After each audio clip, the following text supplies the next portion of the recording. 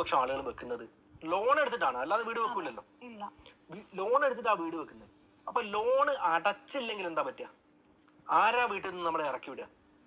ബാങ്കുകാർ. കാരണം ഇതല്ലേ ഈട്, ബാങ്കുകാർ ഇറക്കി വിടും. അപ്പൊ നമ്മളെ വീടാണോ? അത് ആരാ വീടാ? ബാങ്കിന്റെ വീടാ. ആരാ വാടക കൊടുക്കുന്നത്? നമ്മൾ ബാങ്കിന് EMI കൊടുക്കുകയല്ല, ശരിക്കും വാടക കൊടുക്കുന്ന പോലെയാണ്. ശരിക്കും അങ്ങനെയും ചിന്തിക്കാതിനെ, മനസ്സിലായില്ലേ?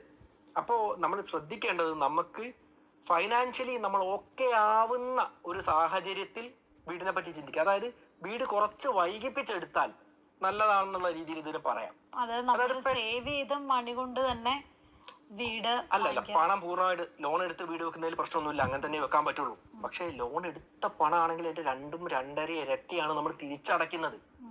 ഈ പറഞ്ഞതുപോലെ 20-30 വർഷത്തേക്കുള്ള മനസമാധാനം പോവുന്നു എന്ന് പറയുന്ന ഒരു ഘടകമുണ്ട്. നമ്മൾ മനസമാധാനത്തിന് വേണ്ടിയാണ് വീട് വെക്കുന്നത്. വാടക പ്രശ്നം, വാടക ഓണറുമായിട്ടുള്ള പ്രശ്നമൊക്കെ ഇല്ലാണ്ടാക്കാനാണ്. പക്ഷെ ഇതേ പ്രശ്നം ഓണറിന് പകരം ബാങ്ക് ആണെങ്കിലോ? പ്രശ്നത്തിന്റെ പേര് മാറിയെന്നേ ഉള്ളൂ, സമാധാനം സെയിം ആയിട്ട് നിൽക്കുന്നു. ഇത് അടച്ച് തീരുന്ന സമയത്ത് വീട് ആളുടേതാവും. 20-30 വർഷം കൊണ്ട് വീട് ആളുടേതാവും. പക്ഷെ അത്രയും വർഷമുള്ള ഒരു ടെൻഷൻ ഉണ്ട്, വാടക മുടങ്ങാൻ പാടില്ല. ഒരു സ്വന്തമായിട്ടൊരു ബിസിനസ് ട്രൈ ചെയ്ത് നോക്കാനുള്ള ധൈര്യമില്ല, ഒരു പുതിയ കമ്പനി തുടങ്ങാനോ ജോലി മാറാനോ ഉള്ള ധൈര്യമില്ല, പുതിയ കാര്യങ്ങൾ പരീക്ഷിക്കാനുള്ള ഒരു കാരണം എന്താ? അടുത്ത മാസം EMI മുടങ്ങും.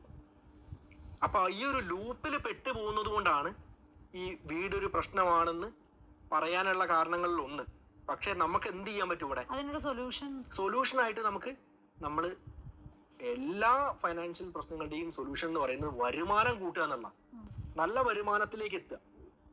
നല്ല വരുമാനത്തിലേക്ക് എത്തി കുറച്ച് പണം നമുക്ക് നല്ല രീതിയിൽ ഉണ്ടാക്കാൻ പറ്റി, നമുക്ക് നല്ല വരവുണ്ട്. അപ്പൊ നമ്മുടെ EMI ഒരു 30% താഴെയൊക്കെ നിൽക്കുന്നുണ്ട് എങ്കിൽ ധൈര്യമായിട്ട് വീട് വെക്കാം, അങ്ങനെ എടുക്കാം. കാരണം ഓരോരുത്തരും ആഗ്രഹമല്ലേ, കുറച്ച് പ്രായമൊക്കെ കഴിയുമ്പോൾ. ഇപ്പൊ അച്ഛനും അമ്മയും വീട് ഉണ്ടാക്കി കൊടുത്ത ആൾക്കൊക്കെ പറയാം, വാടകയ്ക്ക് കഴിഞ്ഞ് ബാക്കി പൈസ ഇൻവെസ്റ്റ് ചെയ്താൽ മതി എന്നൊക്കെ. സ്വന്തമായിട്ട് വീടില്ലാത്ത ഒരാളുടെ ബുദ്ധിമുട്ട് ആൾക്കല്ലേ അറിയുള്ളൂ. ആള് ആ വീടുണ്ടാക്കാൻ, അതാണ് ആഗ്രഹം, അതിനുവേണ്ടിയാണ് ജോലി ചെയ്യുന്നത്, അതിനുവേണ്ടിയാണ് ജീവിക്കുന്നത്. അപ്പൊ പറയാണ് നിങ്ങൾ ഫൈനാൻഷ്യലി ഒരു മണ്ടനാണ് എന്ന് പറഞ്ഞു കഴിഞ്ഞാൽ ആളുകൾ അക്സെപ്റ്റ് ചെയ്യില്ല. അപ്പൊ ആള് കുറച്ചൊന്ന് വെയിറ്റ് ചെയ്താൽ കുറച്ച് നല്ലതാണ്. അല്ലെങ്കിൽ വരുമാനം ഒന്ന് കൂട്ടുക, എന്നിട്ട് EMI അളവൊക്കെ ഒന്ന് കുറഞ്ഞു വരുന്ന ഒരു രീതിയിൽ നിൽക്കുമ്പോൾ മാത്രം നമ്മൾ വീട് വെക്കുന്നതിനെ കുറിച്ച് ചിന്തിക്കുന്ന കുറച്ചുകൂടെ നല്ലത്. പിന്നെ ഈ പ്രശ്നം ഉണ്ട് കേട്ടോ, ഈ പെണ്ണ് കിട്ടാത്ത പ്രശ്നങ്ങള്, സമൂഹം അംഗീകരിക്കാത്ത പ്രശ്നങ്ങള്, ഇതൊന്നും ഒരു പ്രശ്നം അല്ലാന്ന് തോന്നുന്ന ആർക്കാന്നറിയോ? പൈസ നല്ലോണമുള്ളതാണ്. എപ്പോ വേണമെങ്കിലും ഒരു വീട് വെക്കാമെന്ന് തോന്നുന്ന ആളുകളൊക്കെ അധികം പേരും വാടകയ്ക്കാണ് നിൽക്കുക. എപ്പോ വേണമെങ്കിലും വീട് വെക്കാലോ. കാരണം 1 കോടിയുടെ പ്രോപ്പർട്ടി 25,000 രൂപയ്ക്ക് വാടകയ്ക്ക് കിട്ടാം. റിട്ടേൺ, ഈ വീട് വെച്ച് വാടകയ്ക്ക് കൊടുക്കുന്ന ആൾക്ക് എന്ത് കുറവാണ് റിട്ടേൺ? മനസ്സിലായില്ലേ? നമ്മൾ അത്ര 1 കോടിയുടെ പ്രോപ്പർട്ടി വെക്കണമെങ്കിൽ എത്ര EMI അടക്കണം? അതേസമയം അതേ പ്രോപ്പർട്ടി എല്ലാ ആനുകൂല്യങ്ങളും നമുക്ക് ആസ്വദിക്കാം. ആ സ്പേസ് നമുക്ക് നല്ല ഫ്ലാറ്റിൽ അടിപൊളിയായിട്ട് കോടി വിലയുള്ള ഫ്ലാറ്റിൽ ഒരു 10-35,000 രൂപയ്ക്ക് നിൽക്കാം. പക്ഷെ EMI ആവുമ്പോഴും എത്ര പൈസ കൊടുക്കണം? നമുക്ക് വേണേ വേറെ മാറാം, കൺവീനിയന്റ് ആയിട്ട് മാറാം, ഇത് വിറ്റ് പോകില്ല എന്നുള്ള പ്രശ്നമല്ല, നമ്മളതല്ല.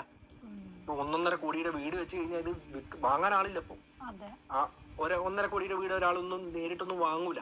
കാരണം എന്താ? അത്രയും പൈസ മുടക്കുകയാണെങ്കിൽ സ്വന്തമായിട്ട് ഞാൻ വീട് വെക്കുന്നതല്ലേ നല്ലതെന്ന് ആളുകൾക്ക് ചിന്തിക്കാം.